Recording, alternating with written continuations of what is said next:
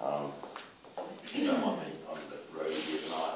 Lots of love, great energy. Thanks very much for sharing that with us, Ryan. Yeah, obviously. That's all right. I've got, yeah, go. I was visualising when you said to go through the line scale, I just visualised the picture of the line there. Yeah. And after a while, because I was going in and out, I then saw a picture of a lion's head roaring at me. Yes. And I just decided to go into the mouth. Yes. That was it. Alright. Yeah, well, it's like you go through the eye of the sun, or you go through the eye of the giant, as it were. You know, so, whatever. Ryan.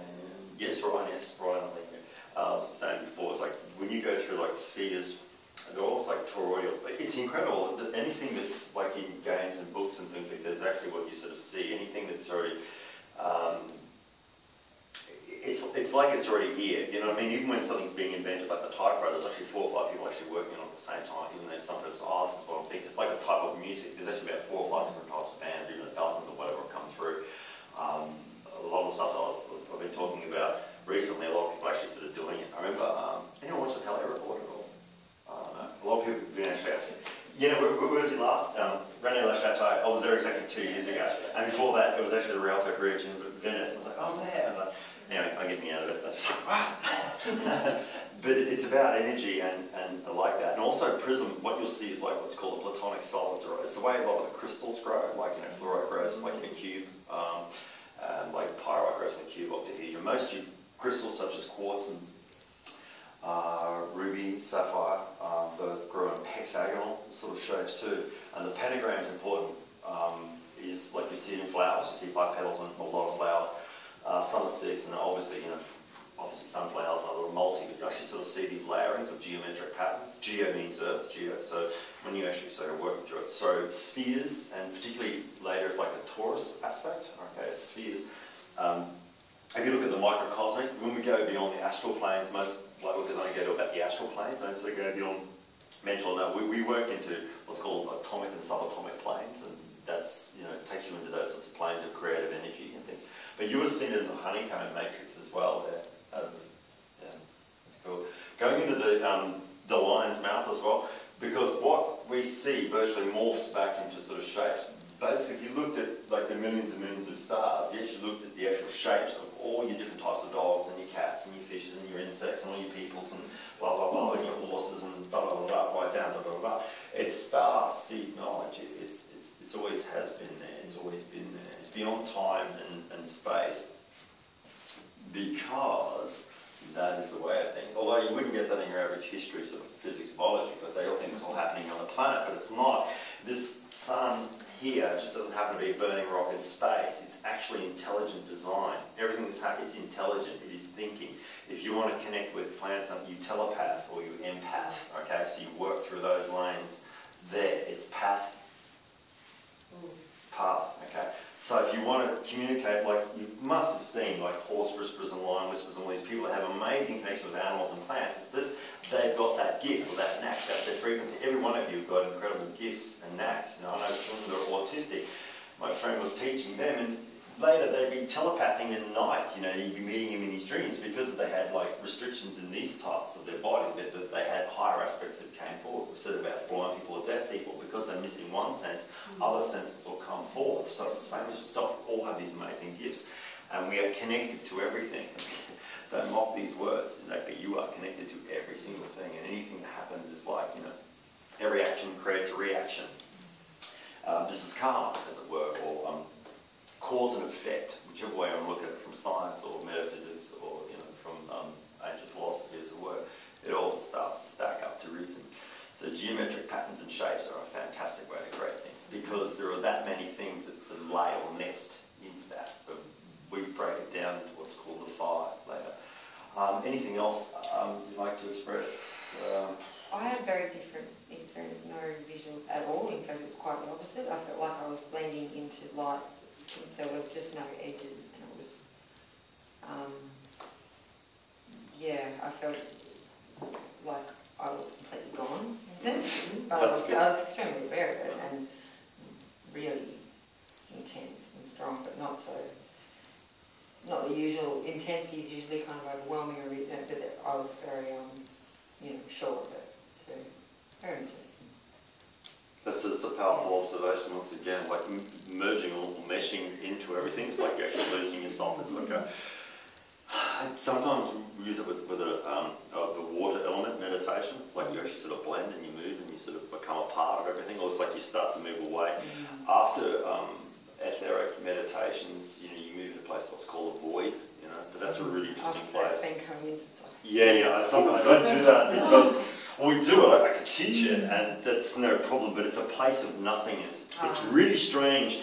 It's like if you've gone into a sound recording studio and done it late at night, 2 or 3 o'clock in the morning to record, and there's nothing around, and you close that soundproof door. The sound of silence is deafening. It's absolutely deafening. Once again, if you actually try this experiment, do it yourself, because it's like a feedback, and you hear it back up these really high-pitched noises within your body and stuff like that. Sometimes if you go in the middle of the desert, you'll hear nature, what's called a Schumann resonance. It's like this, but it's powerful subsonic. So these sounds and energies that are going on. Also, you may have noticed in that meditation too, sometimes that clock sounds like a friggin', because you're stilling your mind, you're not in the space of all those thoughts. There's thousands and thousands of thoughts and niggly thoughts every day. And when you still it, that's where the power is, or the centeredness is, as it were. You can hear it, you can hear that. Right? So imagine if you magnify that 10 times, 100 times, 1,000, 10,000 times, what you can hear. You said that Nikola Tesla could hear thunderstorms 150 miles away. That wouldn't surprise me. But once again, what you're actually accessing, is only a fraction of what you can achieve. And that's part of what this is about, this game, all right? That will. If you want to roar like a lion, okay, you've virtually got to stand in your power, stand in the fire, as it were. And it's like that energy was there. That was really apparent. That I don't know how to explain that, but that real knowing. And sorry.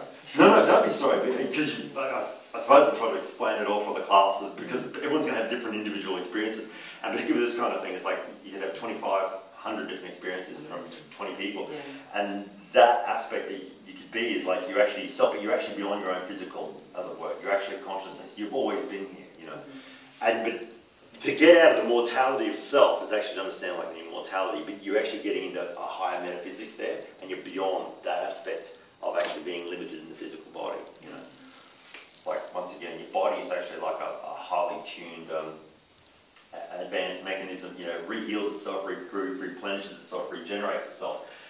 But it's also about, you keeping your hydration, your air and water are the 2 prime requisites, all right? So, good air and water, like anything, you do that, but anything, good water, good air. So cleansing it. And I feel like I've had a painkiller as well, like I feel like a whole lot of pain just disappeared. Yes. Well, you've seen obviously pictures in that of the yogis that sit in the snow. They can melt a circle of snow around them, or something, walk over the fiery coals and things like that. That becomes child's play later with what you can do with this work. And later, obviously, it's been exemplified in movies in the mainstream as like wizardry and things like that. But that is what one can actually access. Depends where you want to go with it, but also it's your own sort of knack if you want to work in many of the different modalities of healing or counselling or connecting. Yes. Sorry, one more thing. There were 2 words, and that was because of it. Yeah, painful and beauty, and that was the only other thing I heard. Yeah. Sorry. There you go. Fashion is pain. Expensive and fades really quick. So you get comfortable in the skin.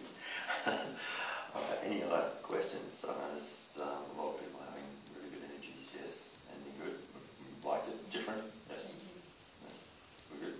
We'll wrap this up, have we? Yes, we have to. Yes. These charts for sale, I do sell them. They're the Southern Baptist Universe 2, all right? I don't think they go for 150. They're 120 tonight, and they're made on poly, all right? They're good. You can't get them anywhere. You can check anywhere on the net if you'd like, but I've looked around and couldn't find them anywhere. But it's really, really good if you want a map. I'm more into star navigation. That's my thing. It's my bag. It's what I like to do. But I can see where the stars are, because that's what I like doing. That's what I do. And it's easy because there's the astronomy maps, the stick figures, the sort of stick figures, and the other ones are a bit too, bit too arty, but they're good. It's actually got the things. And these maps have been, once again, where the ancients have steered from, the ancient mariners. They're Phoenicians and many of the different American Indigenous, Australian and Polynesian Indigenous folks, and plus all the Northern Hemispheres. And that's been there a long time. So they steer by the stars, and the stars are absolutely interesting. And we had an awesome connection with the Lionsgate. Any other questions tonight? It's been wonderful. Thank you very much. What a blessing to have such an awesome audience. Yeah, wonderful. Great. Thank you. Thank you so much. It was really, really good. Yes. Okay. Good. Yes, that's good. We're all good. All right. Thank you very much for sharing your experiences. All right. You guys did really well too, because you know exactly where you're going to go with this. You had no idea. It's great.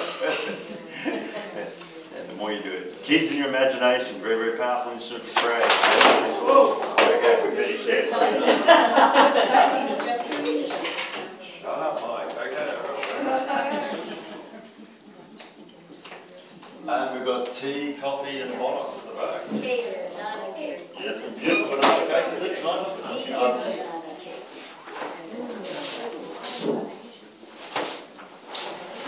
Thank you very much.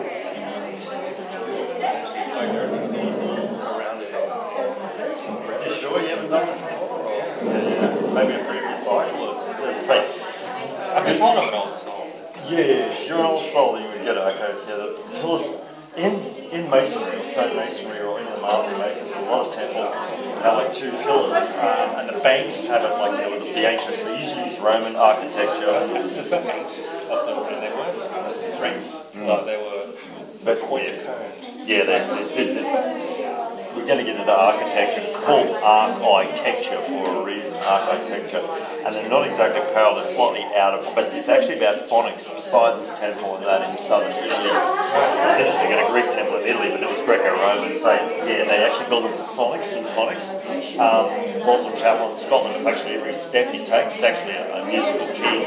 This kind of technology, the way it is stones and things, that's why you'll sort of see it. But also, you can see any movie about the gods, the Greek gods or the Roman gods or the Norse gods, and they're in these big temples and that's exactly what you start to see in the realms. Those temples have always been there. I have this very powerful connection to the temple of Athena in Greece. Yes. Definitely past lives there. I even know where I go. House of Athena, yes. Yeah, up in the hill. Yes. I used to be somehow involved as a priest or priestess in that temple. Yes. I remember my ending, which was getting stabbed on one of the steps. Yes. I just had this memory since a kid, and I looked it up on Google Maps and I found it, and I was like, that's it. Like, that's exactly where it is. And I looked over the valley, it's like, this has all changed. It's all grown, like, it's houses everywhere. If you actually went there, you'd be having what's called like a series of deja vus, like playing the album. Yeah, you would. And when you find it, exactly. I did the same thing myself. And I didn't even hold a lot to theory. I just got trained in the hard school, and it was good though. Like learning to find out where one has come from, you'll find that. Particularly if you've been connected to like the Grecian goddesses and gods, they have that power and potency there because it's strong. And the temples, the way they're laid out, the sonics. If you've been to the British Museum, once again, it's this massive building. You literally, when you walk, you almost feel like you're a god. Once again, there's that much energy going on. You know, it's like if you've had that experience, it's like, yeah. So like if you're having that experience.